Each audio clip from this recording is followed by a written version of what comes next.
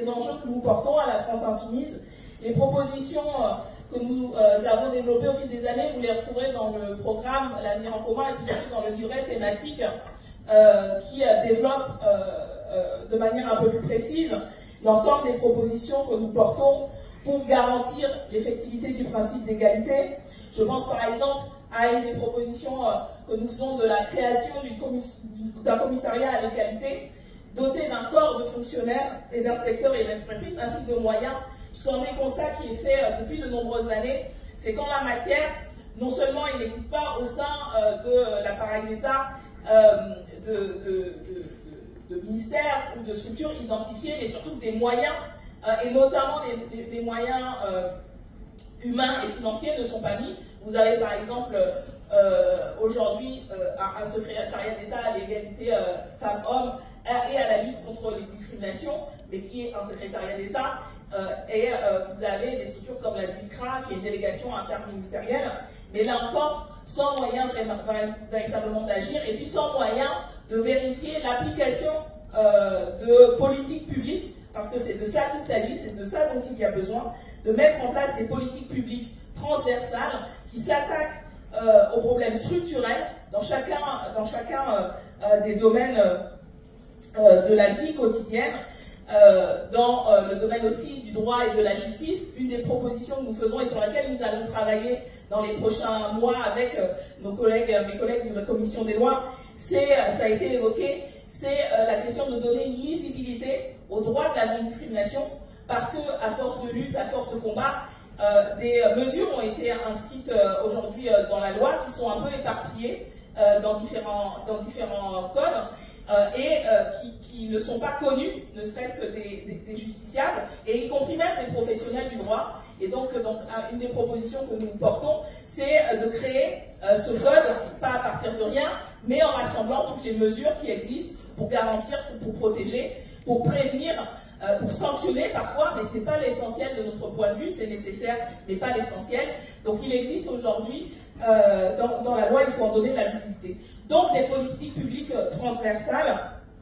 elles passent bien évidemment également par, de notre point de vue, la dimension de la formation, de l'éducation. Ça fait partie des amendements que nous proposons régulièrement à l'Assemblée, à travers notamment les services publics, de former les magistrats et les magistrates, de former les policiers et les policières, de former les enseignants aussi, en leur donnant les ressources nécessaires pour pouvoir accueillir, pour pouvoir accompagner,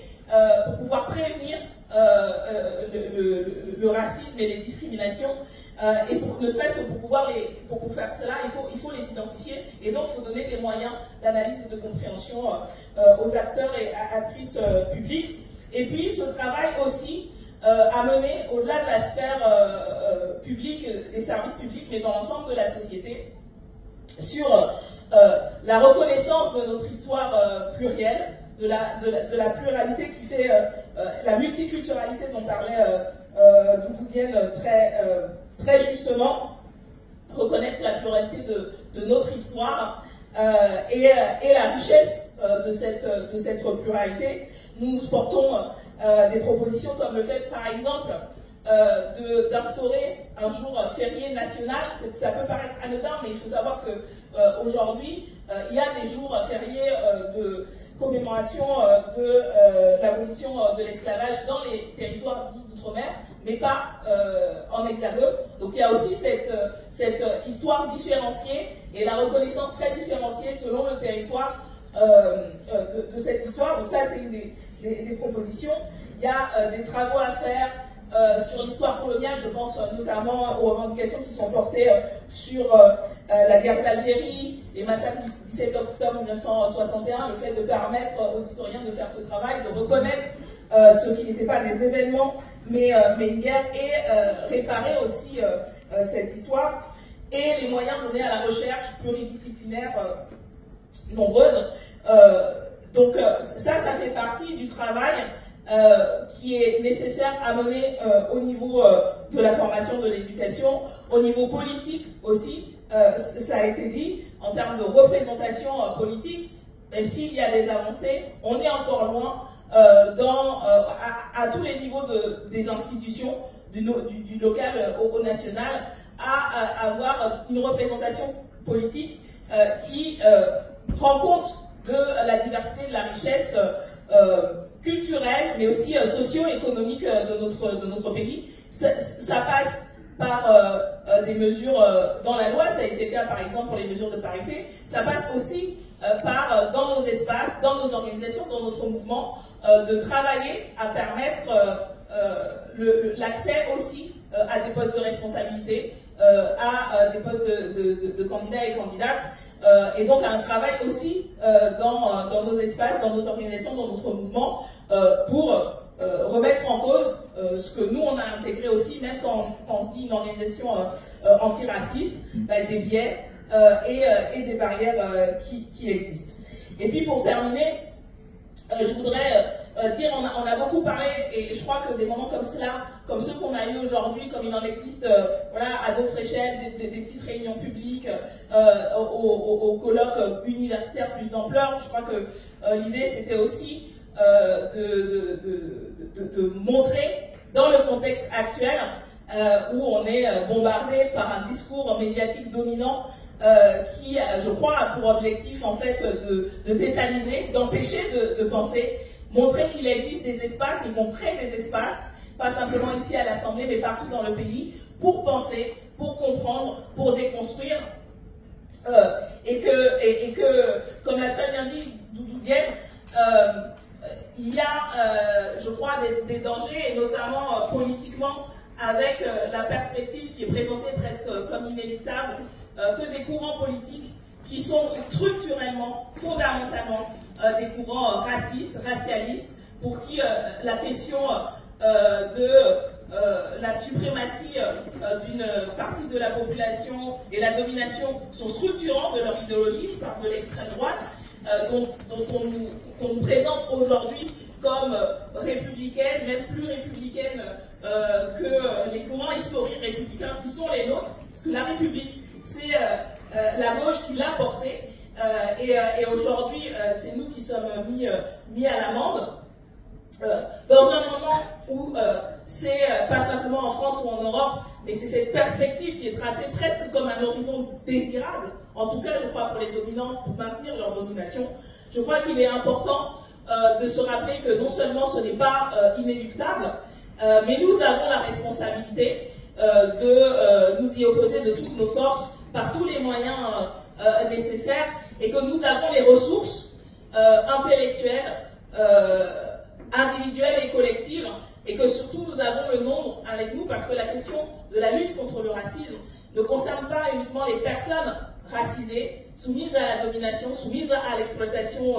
accrue, elle les concerne en premier lieu, elles en sont les premières victimes, mais je crois fondamentalement que c'est l'ensemble de la société qui est affaiblie quand une personne est victime de racisme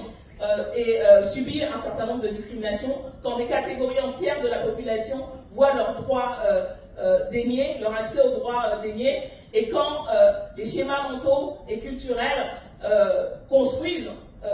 la perpétuation, voire l'accentuation d'une forme ou une autre de domination, que ce soit le racisme, le sexisme,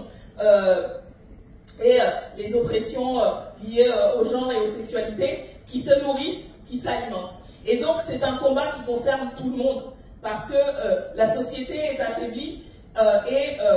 y compris, et ça a été dit, ça a été évoqué, le système raciste, comme les autres systèmes de domination, aliène, y compris les individus qui y participent et qui en bénéficient, aliènent leur humanité, et aliènent y compris leur capacité à vivre en société, parce qu'on ne peut pas vivre heureux dans un monde où une partie de la population subit une oppression. Nous le croyons fondamentalement, en tout cas c'est la tradition humaniste dont à la France Insoumise nous inspirons. Et donc nous pensons qu'objectivement nous avons aussi le nombre, aujourd'hui ça a été dit, nous sommes une société, j'allais dire presque de tout temps, les sociétés ont été diverses et multiples, quelles que soient les manières dont les uns et les autres s'identifiaient, mais dans nos sociétés modernes aujourd'hui, nous sommes le produit de cette histoire, une histoire de violence, d'oppression, mais aussi une histoire de construction, une histoire d'apport, de créativité, Et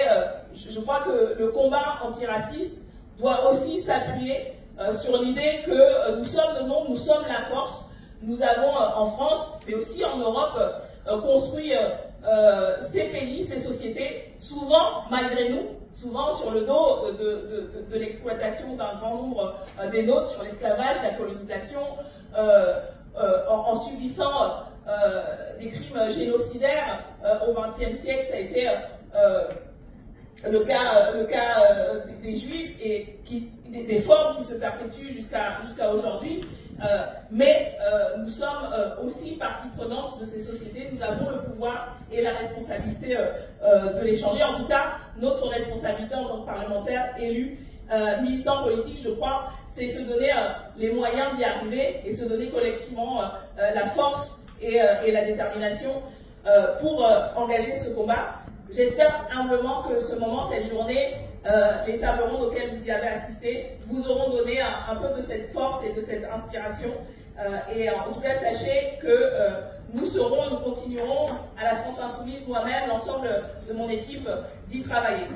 Je vais finir en remerciant bien sûr toutes les personnes qui ont participé et surtout qui ont rendu possible ce colloque. Mon équipe, ici présente, que vous avez vu aux manettes toute la journée, Mathilde, Montréal, Dominique, et puis Richard en particulier qui a apporté depuis plusieurs mois l'organisation de ce colloque. Je remercie les équipes de la salle qui nous ont aidés à organiser. Les traducteurs, il y en a eu 2 toute la journée qui sont là-haut, qui ont permis à nos invités internationaux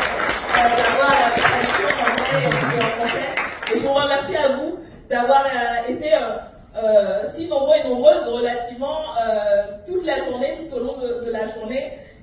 et d'avoir participé à faire, je crois, de ce moment un moment très riche et précieux. Merci à tous et toutes. Rendez-vous dans la lutte, dans les mobilisations. Vous avez entendu, il y a des appels. Je finis là-dessus. Ce samedi, il y a une mobilisation justement dans le cadre de la journée internationale appelée par un certain nombre de collectifs de lutte, de collectifs de sans-papiers. Donc ce